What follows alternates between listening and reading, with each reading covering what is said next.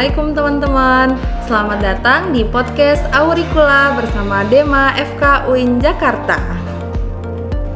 Hari ini kita bakal ngobrol santai tentang perbedaan antara tahun pertama, tahun kedua, dan juga tahun ketiga di Fakultas Kedokteran.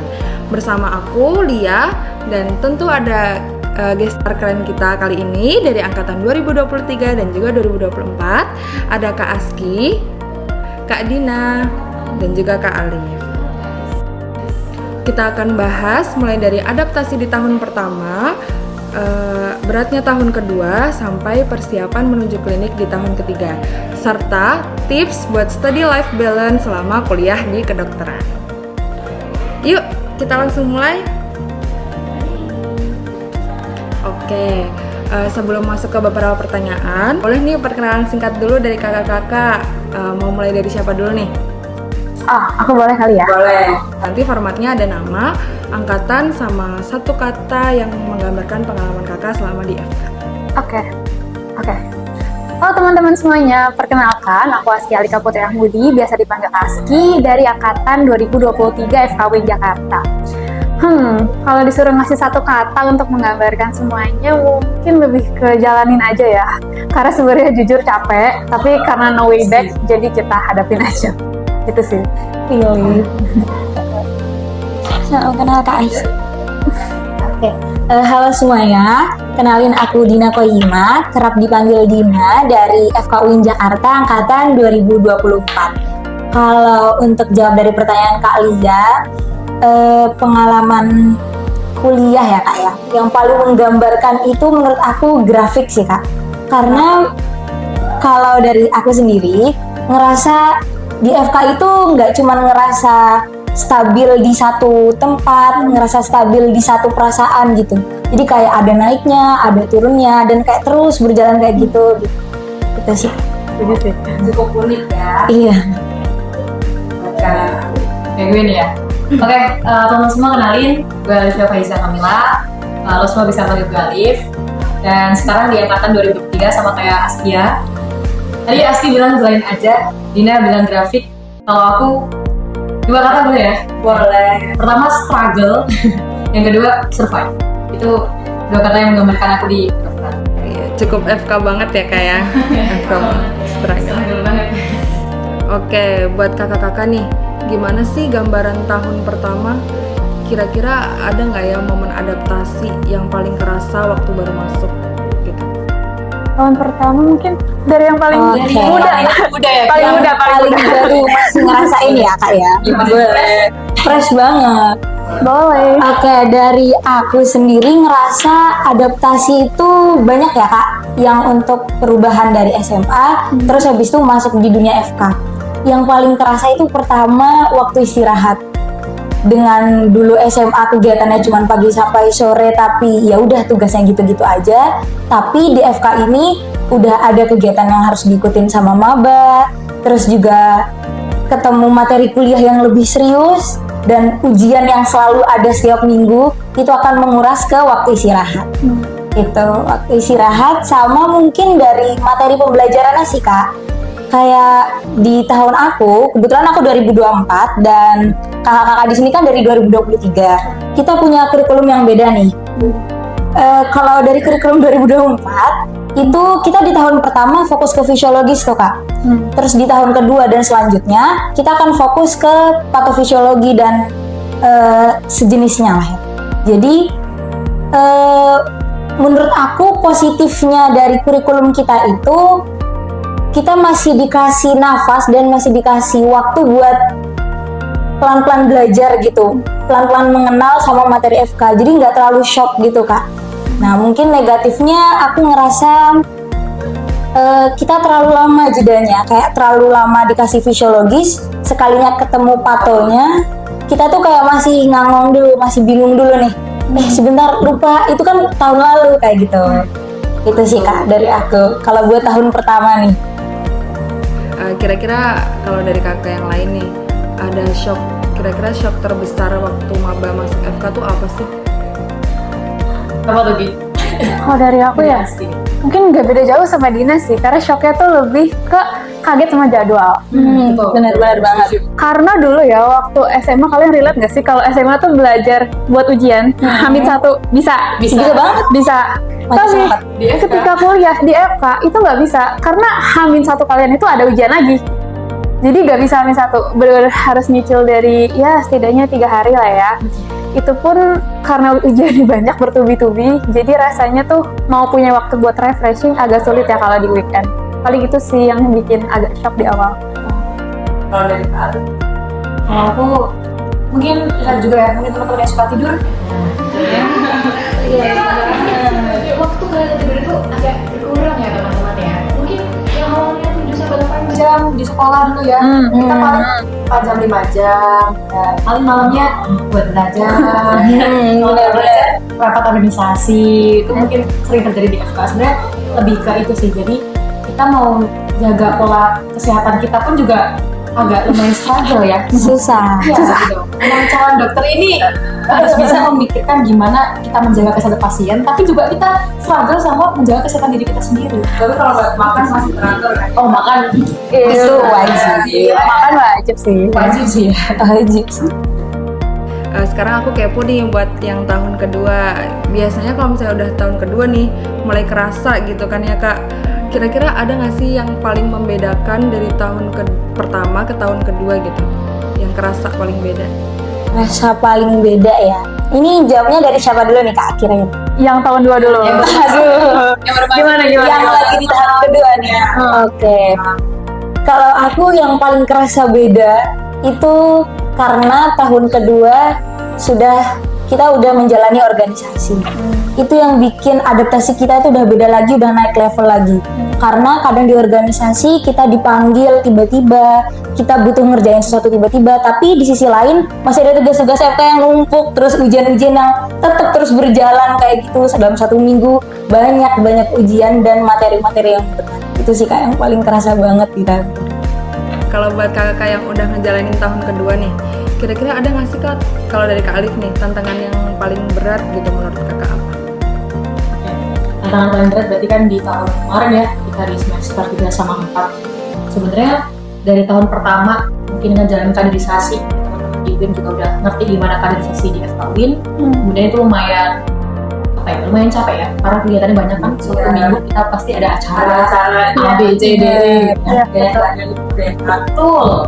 Terus barulah masuk di tahun kedua, nanti biasanya teman-teman tuh bakal ngerasain kayak, wah gue masuk ke ranah organisasi, gue masuk cara belajar gimana sih kita ngembangin soft skill, gimana caranya kita ngomong sama orang, nggak cuma belajar doang.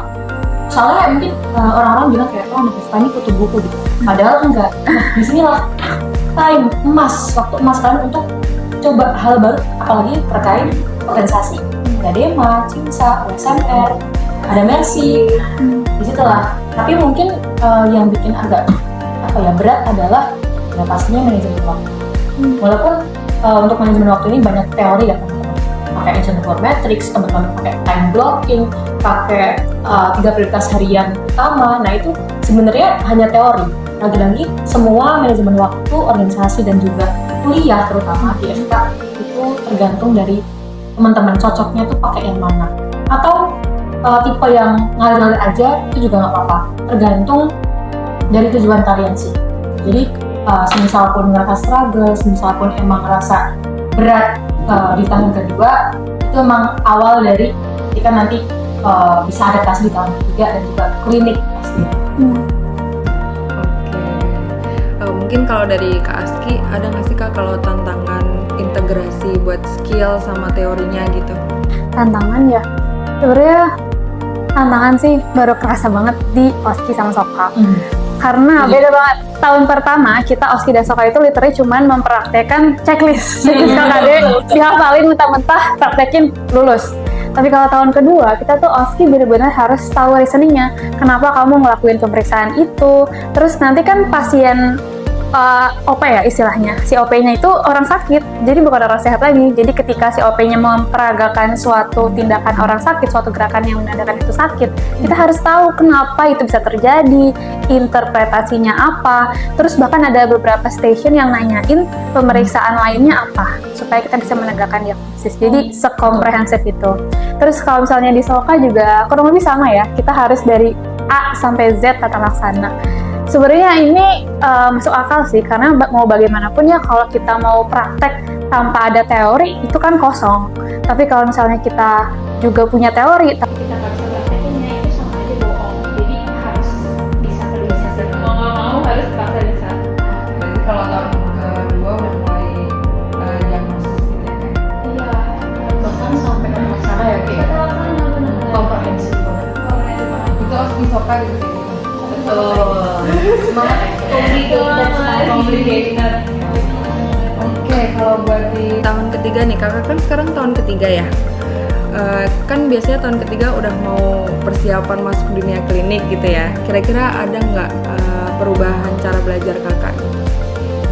Mungkin meski master yang bisa jawab. Waduh, perubahan cara belajar ya. Cara belajar, oh gini. Kalau dulu mungkin kita waktu masih awal ya, nerima materi itu mentah-mentah, terus kita hafalin A, B, C, D. Cuma kalau sekarang, aku maksa diri aku untuk tahu gitu. Misalnya kamu dapat istilah baru, misalnya istilah obat simvastatin gitu ya, kamu tuh harus tahu obat ini cara kerjanya bagaimana, kenapa harus dikasih pada pasien dengan indikasi berikut.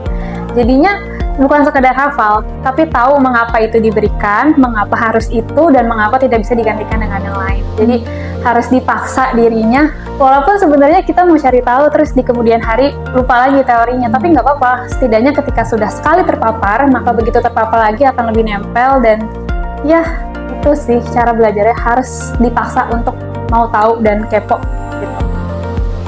Oke, buat nambah wawasan juga kali ya. Kalau dari Kak Alif, kira-kira persiapan mental dan soft skill apa sih yang menurut kakak paling penting buat mahasiswa yang mau naik ke tahap klinis? Oh ini Alif banget sih. Waduh. Cocok banget nih topiknya. Oke, teman-teman ingat kan kita punya 7 stars kan? Ya. Jadi di situ termasuk poinnya adalah komunikasi, juga leadership juga. Nah, 2 hal itu menurut aku penting ya. Itu minimal dan minimum yang dipunyai sama anaknya calon dokter, mau koas juga itu perbaiki dan tingkatin lagi leadership kalian serta komunikasi. Leadership itu nggak semata-mata jadi pejabat atau ketua atau presbem atau mungkin ketua bidang atau apalah, enggak. Tapi gimana cara kalian mimpin diri kalian sendiri, itu minimal. Terus untuk komunikasi pasti bukan berarti orang yang extrovert itu pintar komunikasi, bahkan orang-orang introvert pun skill komunikasinya mungkin ada yang lebih bagus daripada orang-orang yang extrovert gitu. Dan mungkin aku mau ngasih sedikit tips terkait kayak gimana sih zona-zona kamu itu bisa berkembang. Itu bisa dipakai di tahun pertama, kedua, ketiga, bahkan mungkin nanti di koas. Ada beberapa zona dari teorinya Carol Dweck, itu beliau profesor psikologi dari Stanford University. Dia bilang ada 4 zona ketika kita mau berkembang, yakni namanya growth mindset. Jadi growth mindset ini ada 4. Yang pertama terkait fear zone, jadi kayak zona ketakutan, dimana kamu tuh masih merasa gue nggak pinter kak, gue nggak bisa ngerjain fisiologi, beneran nggak bisa kak gitu. Nah itu masih di zona ketakutan gitu, zona fear gitu, ketakutan. Terus kita lanjut ke zona learning atau learning zone. Learning zone ini dimana kamu udah ngerasa kalau gue takut terus nih, kira-kira gue mau jadi apa gitu. Gue pengen jadi dokter tapi gue takut darah, dan gue nggak mencoba untuk gimana caranya biar gue nggak takut darah dan gimana caranya gue bisa nyuntik orang misalnya. Nah di situ lo ada kemauan untuk learning atau belajar. Nah gitu. Terus habis itu masuklah nanti ke zona growth mindset. Growth mindset itu udah di gimana caranya kita bisa lebih grow dari sebelumnya. Jadi kayak semisal, di sini di tahun 3 ini gue udah bisa banyak PF nih ngelakuin urusan fisik, kemudian udah bisa sedikit banyak mungkin nyoba public speaking, MC, kemudian skill organisasi, soft skill yang lain dan sebagainya gitu. Nah itu ditingkatin lagi. Jadi gue udah percaya bahwa setiap kecerdasan, setiap skill itu tuh bisa dilatih, bukan yang kayak sekedar bawaan, kayak misalkan wah dia pintar public speaking, wah dia leadershipnya jalan banget nih, soal jadi ketua BEM gini, wah gue nggak bisa, emang nggak bakat. Bukan nggak bakat, oke. Mindsetnya aja nggak jalan, nggak growth gitu, nggak bertumbuh. Kalau orang bertumbuh kan, wah gue gagal hari ini, ya coba lagi, iya kan, coba lagi gitu loh. Jadi kayak nggak ada alasan untuk kayak gue gagal di satu hal pasti gagal lagi, enggak. Bahkan orang yang sering menang lomba pun pasti pernah gagal kan, kayak gitu loh. Tuh.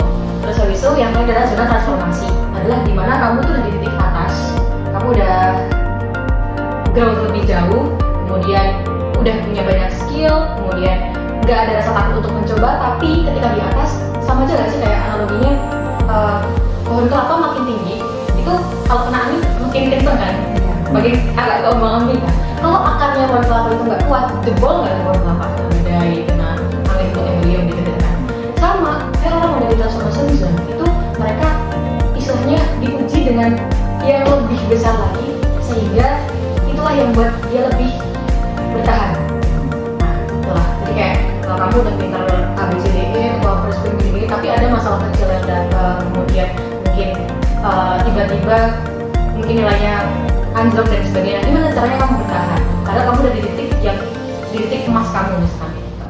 Itu adalah teori dari si Carol Dweck tadi, yang mana menurut aku itu bisa jadi sesuatu, kamu bisa melihat kamu tuh dari zona mana sih gitu. Syukur-syukur kamu di growth zone, jadi kamu udah kepikiran untuk kayak gak apa gue gagal, gue coba lagi gitu. Karena semua itu bisa dilatih, pertama tadinya soft skill. Terus yang terakhir kalau dari gue, untuk time management itu kayak gue yang bilang dari awal ya, Dyson Neurometrics, time blocking, prioritas utama itu hanya teori, selebihnya kalian yang menentukan. Boleh trial and error untuk mencoba teori tersebut. Kira-kira masuk nggak nih di kehidupan gue, bisa nggak sih ngatur jadwal itu dengan teori tersebut? Kayak apa sih kalau Dyson Neurometrics itu kayak penting tapi mendesak, nggak penting tapi mendesak dan sebagainya, itu kalian bisa kalian lihat juga nanti searching sendiri. Tapi kalau dari aku sendiri, yang penting sebenarnya mungkin lebih efektif di time blocking. Ngerjain satu selesai, ngerjain selanjutnya selesai. Maksimal dalam satu hari kalau bisa, kalau aku ya mungkin efektifnya adalah 3 hal yang berbeda. Kuliah selesai, organisasi selesai, ketiga grow atau lomba. Dan selebihnya mungkin besok lagi. Jangan terlalu campur aduk jadi satu, atau jangan multitasking kalau aku, karena itu nggak efektif. Oke, cukup keren ya jawabannya ya. Iya, menarik banget. Ya, kalau kakak nih dilihat-lihat kan aktif banget ya di organisasi ya. Kira-kira gimana sih cara kakak buat ngejaga keseimbangan antara akademik, organisasi, sama kehidupan pribadi kakak? Oke, profesional pertama. Dan juga prioritas. Kalau profesional itu kamu udah bisa profesional, berarti kamu udah tahu menentukan prioritas hidup kamu. Kayak misal, apa sih yang pertama? Kita kuliah ya belajar gitu kan. Kita kuliah belajar. Yang kedua, aku mau bangun skill organisasi. Yang ketiga baru pengembangan diriku, lomba, volunteer, bangun komunitas, ikut kedutaan dan sebagainya. Nah, dari situ ya pastinya selesaiin dulu belajarnya. Walaupun mungkin aku juga masih struggle ya karena FK kan. Jadi diusahakan banget jangan sampai nilainya terbengkalai gitu. Terus juga yang kedua untuk organisasi, apapun jabatanmu, walaupun kamu cuma anggota atau mungkin kamu punya jabatan tinggi di sebuah organisasi, tanggung jawablah sesuai apa yang diperintahkan atau yang dilakukan. Yang ketiga, untuk dirimu sendiri, gak mungkin kan kamu ngasih ke orang mulu gitu, kayak di organisasi kan ngasih sesuatu ya, kayak kita mengabdi gitu ya ke masyarakat, ke instansi, universitas gitu. Nah, apa yang bisa kamu dapat ketika kamu kuliah sekarang gitu, yaitu perkembangan diri kamu. Ya udah, kamu ikut lomba, menang, alhamdulillah. Nggak menang, coba lagi. Terus kamu ikut volunteer, kamu bisa ngeliat kehidupan orang lain dan kamu dapat makna-makna apa ya, menurut aku rohaninya tuh keisi gitu. Kayak hatiku tuh penuh gitu, cintaku tuh penuh karena aku ngeliat orang lain tuh seneng, ngeliat anak-anak asuhan gitu ya, begitu. Terus yang terakhir, boleh sibuk tapi asal waras. Warasnya dengan kamu menemukan coping mechanism. Kayak aku suka naik gunung, yaudah naik gunung sesekali gitu, walaupun mungkin nggak sering ya. Yang penting nemuin coping mechanism biar kamu tuh waras gitu. Oke, kalau dari kakak-kakak yang lain kira-kira coping mekanismenya apa tuh? Mungkin dari Kak Aski dulu ya. Bener sih, kita harus tahu coping mekanisme buat tetap waras ya. Kalau dari aku sendiri, aku adalah tipe orang yang selalu pulang. Jadi aku selalu ngasih spare Sabtu Minggu itu buat pulang. Selalu pulang, kalau bisa.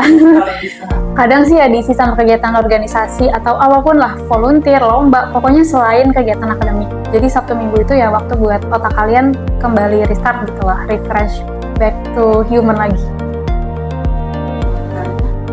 Kalau aku sebenarnya simple banget sih Kak, dan ini mungkin terlalu klise, tapi itu benar-benar masuk di aku, yang membuat aku menjadi paling waras gitu ya, menjadi waras setidaknya di kehidupan FK itu lebih ke mengingat Allah lah ya. Masya Allah. Entah itu dengan mengaji gitu, atau lebih beribadahnya lebih tepat waktu, itu benar-benar sengaruh itu sama entah nilai, entah apa kegiatan yang kita lakukan di FK, kayak banyak gitu hal-hal kecil yang dimudahkan gitu.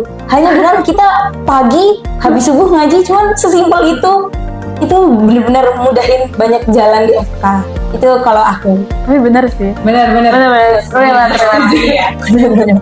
Oke, aku boleh nih dikasih satu tips buat survive, satu kata aja ya. Mungkin dari Kak Dina, kalau untuk maba tips survive-nya gimana tuh? Satu kalimat mungkin Kak ya. Kalau dari aku buat maba itu pahami batas kemampuan kalian untuk ke sekitar kalian. Jadi untuk memahami potensi diri kita, gimana porsi kita sesuaikan sama lingkungan, jangan yang terlalu melebihi dari batas kemampuan kita. Jadi nggak memaksakan semua hal itu kita mampu. Gitu. Kalau tips survive untuk mahasiswa tahun kedua mungkin dari Kak Alif. Oke, tahun kedua nih ya. Mungkin mulai dulu-dulunya gue coba terus apa yang pengen kalian coba, jangan pernah takut gagal, karena gagal atau kegagalan itu adalah kunci kalian untuk menuju ke tangga kesuksesan, dan temukan sukses dalam diri kamu. Oke, keren banget ya. Kalau untuk persiapan masuk ke klinik nih Kak, tips survive-nya apa tuh? Tentu saja yang paling utama adalah mental. Kalian harus tahan banting, Bener banget. mau dibolak-balik kayak martabak. Kayak pernah denger itu. Mau dibolak-balik kayak martabak, pokoknya harus tetap survive. Walaupun kalian dibolak-balik tetap martabak, kalian tetap jadi martabak. Jadi tenang saja, tidak akan merubah apa-apa dari diri kalian. Pokoknya disabar-sabarin aja, ditahan-tahanin, ditelan mentah-mentah nggak apa-apa, tapi juga dijadiin bahan evaluasi kalian. Karena gini, kalau kalian ngerasa down, terus kalian ngerasa ada satu hal yang kalian belum mampu, belum bisa, nggak apa-apa, karena semua orang juga pernah kayak gitu. So itu adalah hal yang normal, tapi tetap dijadiin bahan evaluasi juga buat diri kalian. Oke, keren-keren banget ya teman-teman gestar kita kali ini. Terima kasih banyak untuk Kak Aski, Kak Dina, dan juga Kak Alif. Obrolannya sangat super insightful ya. Semoga obrolan kita kali ini bisa bermanfaat bagi teman-teman semua, terutama yang lagi menyiapkan diri menghadapi dinamika di tahun perkuliahan. Oke, nantikan episode selanjutnya Auricula di YouTube dan Instagram Dema FK UIN Jakarta. Sampai jumpa. Sampai jumpa.